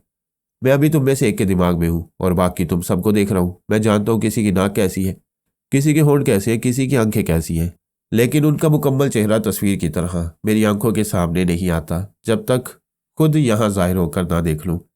इसी तरह डमी पारस के दिमाग में हमारे पारस की तमाम सलाहियतें, तमाम मालूमात मुंतकिल कर दी गई है और इसके बाद उसे हम सब की तस्वीरें दिखा दी गई हैं ताकि वो किसी मरहले पर धोखा ना खाए। लेकिन एक ऐसी बात है जो उसके डमी होने का सबूत फराहम कर सकती है। एक ने कहा, अगर ऐसी बात है तो हम अभी उस लड़के को आजमाएंगे। जनाब शेख अल फारस की कोई तस्वीर नहीं है। एक ज़माना हुआ जब उनका एक पासपोर्ट था और वह मुल्क से बाहर जाया करते थे। मैं यकीन से कहता हूँ सलारा ने डमी पारस को सबकी तस्वीरें दिखाई होंगी, लेकिन उसे जनाब शेख साहब की तस्वीर हासिल नहीं हुई। तुम किसी बारिश बुजुर्ग को पारस के कॉटेज में पहुंचा दो और यह तासुर दो कि जनाब शेख अल फारस उसे कैद से रिहाई दिलाने के लिए छुप कर आए थे मगर पकड़े गए। वो बारिश बुजुर्ग भी खुद को जनाब शेख साहब जाहिर करेंगे। ऐसे में पारस का जो रद्द-ए-अमल होगा उससे बात खुलकर सामने आ जाएगी। वो सब मेरी बातों पर गौर करने लगे। फिर एक ने कहा, हम ऐसा करके देख लेते हैं, लेकिन इसमें भी तुम्हारी चाल हो सकती है। तुम इस पारस के दिमाग में रहोगे और जब हम किसी बारिश बुजुर्ग को उसके सामने पेश कर देंगे तो पारस तुम्हारे इशारे पर उसे जनाब शेख साहब तस्लीम कर लेगा और इस तरह हम चक्कर में आ जाएंगे। मैंने हंसते हुए कहा, मैं तो तुम्हारा दुश्मन हूं, तुम्हें चक्कर में डालूंगा, मगर तुम्हारे पास भी दिमाग है। मैं तुम्हें हकीकत में समझने का मौका दे रहा हूं, वरना मेरी इंतकामी कार्रवाइयां इस बात का सबूत होंगी कि तुम्हारे पास डमी पारस है। मैं वहां से चलाया। उन्होंने मेरे कहने के मुताबिक उस पारस को आजमाया। एक बारिश बुजुर्ग को पकड़कर उसके कॉटेज में ले गए और उस बुजुर्ग से कहा, तुम यहाँ पारस को छुड़ाने आए थे, अब खुद भी कैदी की जिंदगी गुजारो। उन्होंने बुजुर्ग को धक्का देकर कमरे में बंद कर दिया।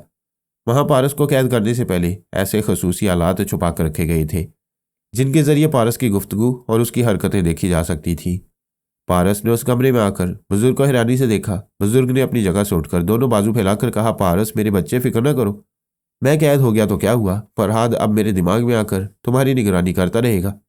पारस उसे सवालिया नजरों से देख रहा था। बुजुर्ग ने कहा, क्या तुमने अपने शेख साहब को नहीं पहचाना? मैं बाबा साहब के इदारे का शेख हूं। पारस ने आगे बढ़कर उनके गले लगते हुए कहा, ओह, मैं जरा अपसेट हो गया था, सोच रहा था आप जैसे बुजुर्ग ने मेरे लिए इतनी जहमत क्यों की। मैंने तो पापा से साफ साफ कह दिया था मैं रिहाई नहीं चाहता। इसी मुल्क इसी शहर में रहूंगा जहां मेरी मम्मी की कब्र है। बेटे, ये तो ठीक है, लेकिन मैं तुम्हारा बुजुर्ग हूं। तुम्हारे तमाम बुजुर्ग मेरी इज्जत करते हैं, मेरी बात मानती हैं, लिहाजा तुम्हें भी मेरी बात मानकर मेरे साथ चलना होगा। क्या तुम मुझे शेख अल फारस तस्लीम नहीं करते हो? आप कैसी बातें करते हैं? मैं भला आपकी शख्सियत से कैसे इनकार कर सकता हूँ? आप मेरे बुजुर्गों के बुजुर्ग हैं, मेरे लिए बहुत मोहतरम है। उसी वक्त कमरे का दरवाज़ा खुला। कई फौजी अफसर दाखिल हुए। फिर एक ने पूछा, मास्टर पारस, क्या वाकई ये जनाब शेख अल फारस है? पारस ने कहा, जी हाँ, ये हमारे बुजुर्गों के बुजुर्ग हैं। मैंने उस फौजी अफसर के दिमाग में पहुंचकर कहा, इससे बहस न करो, अपने आला अफसरान को हकीकत से आगाह करो। रसवंती ने मेरे पास आकर कहा, फौरन आमना के पास पहुंचो। मैं आमना के पास आ गया। वो एक छोटे से मामूली से मकान के अंदर छुपी हुई थी। मैंने उसे मुखातिब किया तो उसने कहा, यह ब्लाइंड क्लब के एक मेंबर का घर है, मैं इसका ताक़ुब करती हुई यहाँ तक पहुंची हूँ। वो अभी किचन में है, मैं यहाँ आकर छुप गई हूँ। अब तुम्हारी मौजूदगी में उससे बात करूंगी। वो एक कमरे से निकली, फिर दूसरे कमरे से गुजरती हुई किचन के दरवाजे तक आई। बूढ़ा अपने लिए चाय बना रहा था। आमना ने पूछा, क्या तन्हा जिंदगी गुजारते हो? उस बूढ़े ने शायद अपने घर में कभी किसी की आवाज़ नहीं सुनी होगी। तभी वह चौंक गया। उसके हाथ से केतली छूटी तो गर्म चाय उसके ऊपर गिरी। वो चीख मारकर पीछे हट गया। कौन हो तुम? कहाँ से आई हो? मेरे घर में क्यों आई हो? मैं ये पूछने आई हूँ, क्या तुम्हारी कोई माँ, बहन, बीवी या बेटी नहीं है? वो गुस्से से बोला, तुम आखिर हो कौन? आमना ने दांत पीस कर कहा, बुड्ढे, मैं इस केतली का बाकी गर्म पानी तेरे सर पर डाल दूंगी। तू मालूम करना ही चाहता है तो सुन, मैं शीबा का इंतकाम हूँ, उससे शरीफ जादी का जिसने किसी का कुछ नहीं बिगाड़ा था। लेकिन तुम लोगों ने एक नापसंदीदा मंसूबा बनाया और उससे शरीफ जादी को किसी डमी फरहाद के पास पहुंचा दिया। उसकी इज्जत को एक खिलौना बना दिया। अगर तुम्हारी माँ, बहन, बीवी या बेटी होती तो क्या तुम उसके साथ भी ऐसा ही सलूक करते? उस बूढ़े के दीदे फैल गई। मुंह खुल गया था। उसे यकीन हो गया था कि टेलीपैथी के जरिए एक मौत उसके सामने पहुंच गई है। उसने लरसते हुए कहा, तुम गलत समझ रही हो। अगर टेलीपैथी जानने वाली हो तो मेरे दिमाग में आकर अच्छी तरह मालूम कर लो। ये मंसूबा मैंने तनहा नहीं बनाया था, सबने मिलकर बनाया था, बल्कि मैं तो इसकी मुखालफत कर रहा था। तुम कितने मेंबर हो? हम 5 थे, जिनमें से एक ने पिछले दिनों खुदकुशी कर ली। अब 4 रह गई हैं। आमना ने बड़ी सफाकी से कहा, तुम्हारे बाद 3 रह जाएंगे। नहीं, खुदा के लिए मुझे न मारो, मेरी उम्र देखो, मैं एक कमज़ोर बूढ़ा हूँ। चंद रोज़ जी लूँगा, मुझे जी लेने दो। तुम एक लड़की से उसकी तवील जिंदगी छीन कर अपनी मुख्तसर सी जिंदगी के लिए भीख मांग रहे हो। मैंने उस बूढ़े की जुबान से कहा, आमना, मैंने इसके दिमाग से बाकी 3 मेंबरों का पता मालूम कर लिया है। हालांकि ये तमाम मेंबरान एक दूसरे का नाम भी नहीं जानते हैं, उन्हें किसी का पता ठिकाना मालूम नहीं होता, लेकिन यह बूढ़ा बहुत ही खरांट है। इसने चुपके चुपके सारे मेंबरान का नाम, पता और ठिकाना मालूम कर रखा था। अब जरा इसी की जुबान से पूछते हैं, इसने ऐसा क्यों किया और अपने आला हुक्काम को क्यों धोखा देता रहा? आमना ने पूछा, हाँ तो बुड्ढे तोते बोलो। वो हिचकिचाते हुए बोलने लगा, हम 5 मेंबरान एक दूसरे को कभी देखते नहीं। ब्लाइंड क्लब में हमारे अलग अलग कमरे हैं। हम कंप्यूटर के जरिए एक दूसरे से रब्ता कायम करते हैं और कंप्यूटर के जरिए अपना अपना मंसूबा पेश करते हैं। कई बार ऐसा हुआ कि मेरे मंसूबे को बाकी 4 मेंबरान ने रद्द कर दिया। मुझे बड़ा गुस्सा आया था, अपनी तौहीन का भी एहसास हुआ था। तब मैंने सोचा उन चारों का सुराग लगाना चाहिए। ताकि उन्हें ब्लैकमेल कर सकूं और अपनी बात मनवा सकूं। मैं महज अपनी बर्तरी के लिए उन चारों के पीछे पड़ गया। रफ्ता रफ्ता मैंने उनके मुतालिक तमाम मालूमात हासिल कर ली। फिर यूं होता था, जब भी कोई मंसूबा पेश करना होता तो पहले मैं किसी पब्लिक टेलीफोन बूथ में जाकर मुखातिब करता था और कहता था, फलां रात तुम फलां मुकाम पर देखे गए, जो कि खिलाफे कानून है। आमने ने पूछा, क्या तुम 5 मेंबरों को घरेलू इज़्दवाजी ज़िंदगी गुजारने की इजाज़त नहीं है? बिल्कुल नहीं। हमें किसी औरत से, किसी बच्चे से मिलने की भी इजाज़त नहीं है। हम बिल्कुल तन्हा रहते हैं। ऐसे में अगर कोई किसी से छुप छुपा कर मिलता है या किसी के साथ बैठकर शराब पीता है तो ये जुर्म है और उसे यहाँ की मेंबरशिप से अलग कर दिया जाता है, बल्कि सज़ा भी दी जाती है। मैं इसी तरह उन्हें धमकी देता था और कहता था, अगर मेरा मंसूबा तस्लीम ना किया गया तो तुम लोगों की ज़ाब्तों की खिलाफ वर्जियों की दास्तान पूरे सबूत के साथ आला हुक्काम तक पहुंचा दूंगा। आमना ने पूछा, इस तरह तुम अपना मंसूबा तस्लीम करा लिया करते थे? हाँ।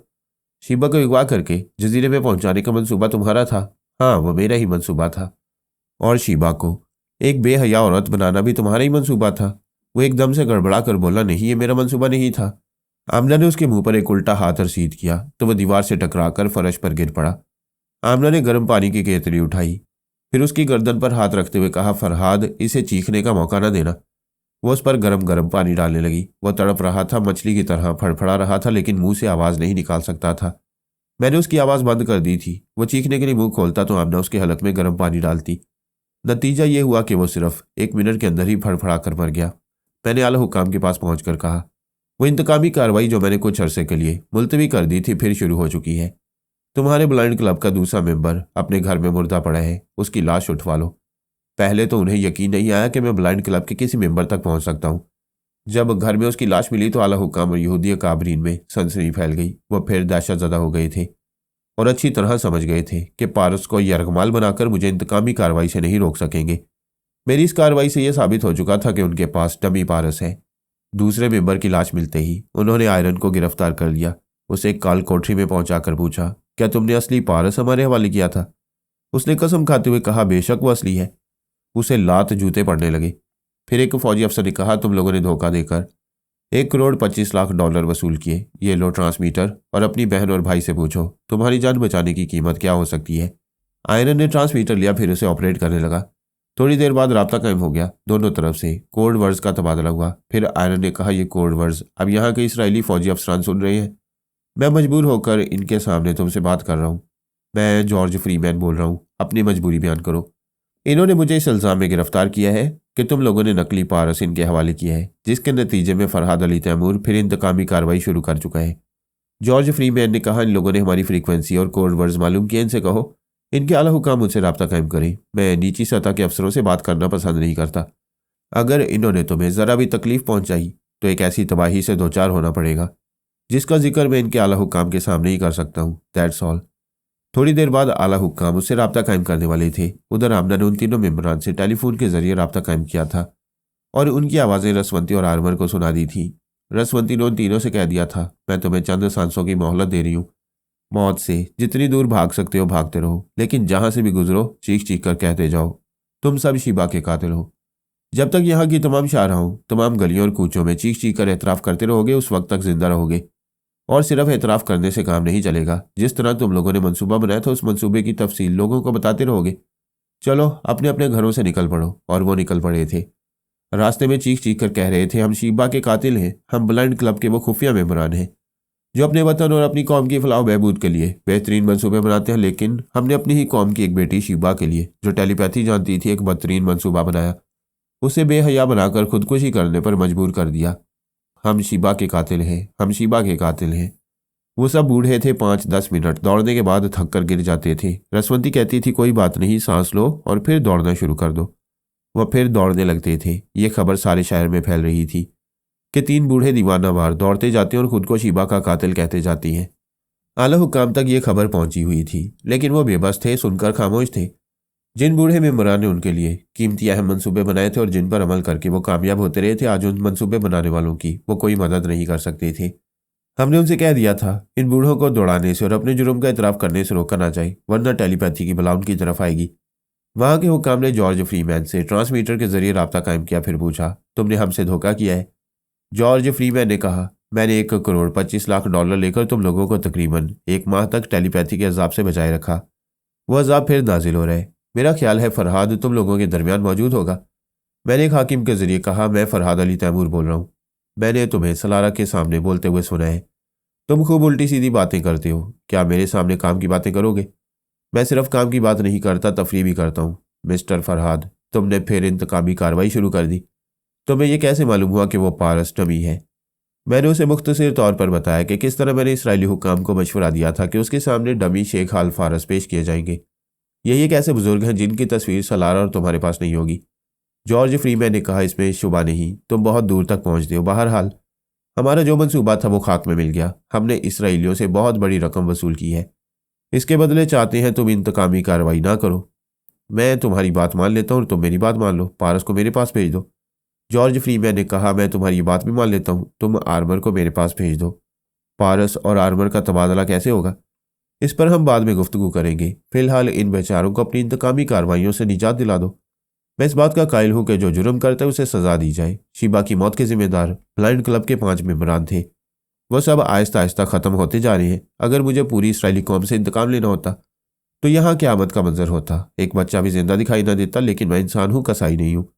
मिस्टर फरहाद, तुमने ये बड़ी अच्छी बात कही। जो जुर्म करता है सजा उसी को मिलनी चाहिए। हमने ये जुर्म किया कि एक डमी पारस इनके हवाले किया और इनके 1 करोड़ 25 लाख डॉलर हड़प कर लिए। उसकी सज़ा हमें मिलना चाहिए, हमारे भाई को नहीं। लिहाजा इनका फ़र्ज़ है कि ये आयरन को छोड़ दें। एक ने कहा, हमारी रकम वापस कर दो और अपने भाई को ले जाओ। मैं पहले ही वार्निंग दे चुका हूँ। अगर मेरे भाई को कुछ हुआ तो बड़ी तबाही फैलेगी। मैं अभी फरहाद अली तैमूर से सौदा करूँगा। असली पारस इनके हवाले कर दिया जाएगा, मगर शर्त यही है कि इसराइल की सरजमीन पर जल्जले पैदा किए जाएं। किसी भी आला हाकिम, आला ओहदेदार और आला अफसर को जिंदा ना छोड़ा जाए, तब क्या होगा? मैंने कहा, जॉर्ज फ्रीमैन, तुम बड़े चालबाज हो। इधर मेरे बेटे को अपने पास रखा है, उसके हवाले से यहूदियों को धमकी दे रहे हो और मुझे लालच दे रहे हो कि बेटा वापस कर दोगे, जबकि मैं अच्छी तरह जानता हूँ सीधी उंगली से घी नहीं निकलेगा। या तुम्हारे साथ कोई शरीफाना समझौता होगा या फिर तुम्हारी शारक तक पहुँच कर ही दिखाऊंगा। तुम अपने भाई का मुआमला यहूदियों से अपने तौर पर तय करो, मेरे पारस को दरमियान में ना लाओ। अच्छी बात है। अब मैं यहाँ के सिर्फ आला हुक्काम से मुखातिब हूँ। क्या ये नहीं जानते कि हमारे पास एक ट्रांसफार्मर मशीन है? आज नहीं तो कल एक टेलीपैथी जानने वाला भी हमारे हाथ आ जाएगा। फिर हमारे पास टेलीपैथी जानने वालों की एक टीम होगी। उस टीम में एक बहन और 3 भाई होंगे। एक ने कहा, यह दीवानी का ख्वाब है। दीवानी का ख्वाब वो ट्रांसफार्मर मशीन है जिसे कोई तैयार नहीं कर सकता था। उस ख्वाब को हमने पूरा कर दिखाया। रह गया एक टेलीपैथी जानने वाला। तो तुम सब जानते हो फरहाद की सबसे बड़ी कमजोरी हमारे हाथ में है। उसे अपने बेटे की खातिर हर कीमत पर हमसे समझौता करना होगा। अगर तुम लोग मुस्तकबिल के टेलीपैथी जानने वालों से कोई दुश्मनी मोल लेना नहीं चाहते तो आयरन को रिहा कर दो, या कैदी बनाकर रखो तो उसे वीआईपी ट्रीटमेंट दो, ताकि हम जब टेलीपैथी सीख लें तो हमारे दिल में तुम्हारे लिए कोई नरम गोशा ज़रूर मौजूद हो। एक ने कहा, यह बात समझ में आती है कि जो लोग ट्रांसफार्मर मशीन जैसी चीज़ तैयार कर सकते हैं वो टेलीपैथी जानने वाले को भी हासिल कर लेंगे, और तुम्हारे पास जो ज़बरदस्त मोहर है उसके ज़रिए यकीनन ऐसे किसी ख्याल ख्वानी करने वाले को हासिल कर लोगे। हम तुम्हारे भाई आयरन को वीआईपी ट्रीटमेंट देंगे। दूसरे ने पूछा, लेकिन हमारी इतनी बड़ी रकम का क्या बनेगा? मुस्तकबिल के टेलीपैथी जाने वालों से दोस्ती करने का पेश की मुआवजा समझकर भूल जाओ। एक और ने पूछा, हम डमी पारस को अपने पास रखकर क्या करेंगे? मैंने कहा, वो मेरा बेटा है, मैं उसे ले जाऊंगा। जॉर्ज फ्रीमैन ने कहा, यह नहीं हो सकता, वो मेरी मशीन की तख्लीक है, वो मेरे पास आएगा। अगर यहाँ के हुक्काम ने उस डमी पारस को आज ही पेरिस रवाना ना किया तो मैं फिर इंतकामी कार्रवाई शुरू कर दूंगा। मैं तुम्हारे पारस को अजियतनाक सजाएं दूंगा। मेरा बेटा जिस दिन पैदा हुआ उसी दिन मैंने समझ लिया था कि यह भी दुश्मनों के हाथों मेरी तरह ख्वार होता रहेगा। कभी मारेगा, कभी मरेगा और फिर जी उठकर फिर मारेगा। वो इलामा इकबाल रहमतुल्लाह अलैह का शाहीन है, पलटना झपटना, पलट कर झपटना, लहू गर्म रखने का है एक बहाना। मेरे बेटे को ज़रा सी भी अजियत पहुंचाने से पहले मेरा रिकॉर्ड एक बार अच्छी तरह पढ़ लेना। हाल ही में हमने जो इंतकामी कार्रवाई की है उसे नज़रों में रखना, इसके बाद अपना अंजाम सोच लेना। उसने कहा, तुम एक संगदिल बाप हो, तुम्हें अपने बच्चे की तकलीफ का एक ज़रा एहसास नहीं। जॉर्ज फ्रीमैन, तुम्हें उल्लू से भी बढ़कर कुछ और कहने को जी चाहता है। क्या तुम मुझे इतना नादान समझते हो? अगर तुम मेरे बेटे को तकलीफ पहुंचाओगे तो उस पर से तनवीमी अमल का असर खत्म होता जाएगा। फिर वो तुम्हारे काबू में नहीं रहेगा। वो मेरा बेटा है, जब भी काबू से निकला तो सीधा अपने मस्कन की तरफ आएगा। हमने तुम्हारा रिकॉर्ड पढ़ने के दौरान ही यह समझ लिया था कि तुम हर पहलू पर गहरी नज़र रखते हो और बड़ी मुश्किल से काबू में आते हो। बहरहाल मैं तुम्हें मानता हूँ, तुम डमी पारस को ले जाओ। मैंने हंसते हुए कहा, अब तुम्हारे दिल में खलबली रहेगी कि मैं डमी पारस से क्या काम लूँगा? खलबली तो ज़रूर होगी। जाहिर है तुम अपने बेटे का गम भुलाने, उसकी माँ को तसल्लियाँ देने और अपने घर में एक डमी रखकर उसकी याद ताज़ा रखने के लिए नहीं जा रहे हो। ज़रूर कोई ऐसी चाल चलोगे जो अभी हमारी समझ में नहीं आ रही है। लेकिन हम समझ लेंगे। तुम ये बताओ, आर्मर के सिलसिले में कब समझौता कर रहे हो? टमी पारस को मेरे पास पहुंचने दो, पहले मैं उसकी स्टडी करूंगा, फिर तुमसे राब्ता कायम करूंगा। फोन की घंटी ने चौंका दिया। मैंने दिमागी तौर पर हाजिर होकर दूसरे कमरे की तरफ देखा, फिर उठकर उधर जाने लगा। मैं अभी तक पेरिस में एक सरकारी कॉटेज में मुकीम था। पहले आला बीबी मेरे साथ थी, फिर वो चली गई। मैंने रिसीवर उठाकर कहा, हेलो। दूसरी तरफ से वहां की इंटेलिजेंस के एक जासूस ने कहा, सर, यहाँ 3 ऐसे अजनबी हैं जो आपको तलाश करते फिर रहे हैं। क्या वो मेरा नाम और पता पूछ रहे हैं? जी नहीं, वो किसी भी ऐसे शख्स पर हमला करते हैं जो कद और कामत में आप जैसा हो। मुख्तलिफ पुलिस स्टेशनों में रिपोर्ट दर्ज कराई गई है। हमने रिपोर्ट दर्ज कराने वालों को खुद जाकर देखा है। ऐसे 10 आदमी हैं जो कद्दो कामत में आपसे मुनासबत रखती हैं। उनका बयान है कि कोई उन्हें पकड़ता है, मारता पीटता है, फिर उनके चेहरे को पता नहीं किस लोशन से साफ करता है और पूछता भी जाता है क्या चेहरे पर प्लास्टिक सर्जरी कराई है। अगर ऐसा है तो साफ साफ बता दो, तुम्हें छोड़ दिया जाएगा। मैंने कहा, एक ही कद्दो कामत के लोगों को परेशान करने का मतलब है उन्हें मुझ जैसे किसी आदमी की तलाश है। ये बात यकीनी नहीं है। तुम यकीन से कैसे कह सकते हो कि वो मुझे तलाश कर रही है? सर, इस कॉटेज में ट्रांसफ़र होने से पहले आप जिस कॉटेज में रहते थे वहाँ के दरवाजे और खिड़कियाँ टूटी हुई हैं, सामान इधर उधर बिखरा पड़ा है। मैं सोच में पड़ गया। जिस कॉटेज के दरवाजे और खिड़कियाँ तोड़ी गई थी वहाँ एक रात सलारा ने हमारे असली पारस को लाकर सुला दिया था और मैं धोखा खा गया था कि वहाँ मास्टर बबलू सो रहा है। यानी सिर्फ सलारा को मेरी क़यामगाह का इल्म था। इससे यही बात समझ में आती थी कि उसी के आदमी मुझे तलाश कर रहे हैं। फिर सवाल पैदा हुआ, पहले उसके आदमी ने मुझे तलाश क्यों नहीं किया? आखिर वो 3 शख्स क्या चाहते हैं? क्या मुझे मार डालना चाहते हैं या अगवा करना चाहते हैं? मैंने पूछा, ऑफिसर, आप कैसे कह सकते हैं कि वो सिर्फ 3 हैं? अब तक 10 आदमियों के बयानात के मुताबिक 3 ही आदमियों के हुलिये हमारे सामने आए हैं। क्या वो अभी तक आप लोगों की नज़रों में नहीं आए? हम उन्हें तलाश कर रहे हैं। पिछले दिनों आपने बताया था कि ब्रूस मार्टन और रॉबर्ट रिंगू नामी 2 कंप्यूटर मैन हमारे शहर में हैं और गैर मामूली कुव्वत के मालिक हैं। उन 10 आदमियों के बयानात के मुताबिक ये 3 आदमी भी गैर मामूली कुव्वत रखती हैं। एक शख्स ने दरवाजे को अंदर से बंद कर लिया था। हमला करने वाले ने घुंसे में दरवाजे को तोड़ा और अंदर हाथ डालकर चिटकनी गिरा दी। इस तरह दरवाज़ा खोलकर अंदर आ गया था। क्या ये तीनों अफराद कल से वारदातें कर रहे हैं? जी हाँ, हम इसी हिसाब से ऐसे गैर मुल्कियों के मुतल्लिक छानबीन कर रहे हैं जो पिछले 2 दिन से पेरिस आए हुए हैं।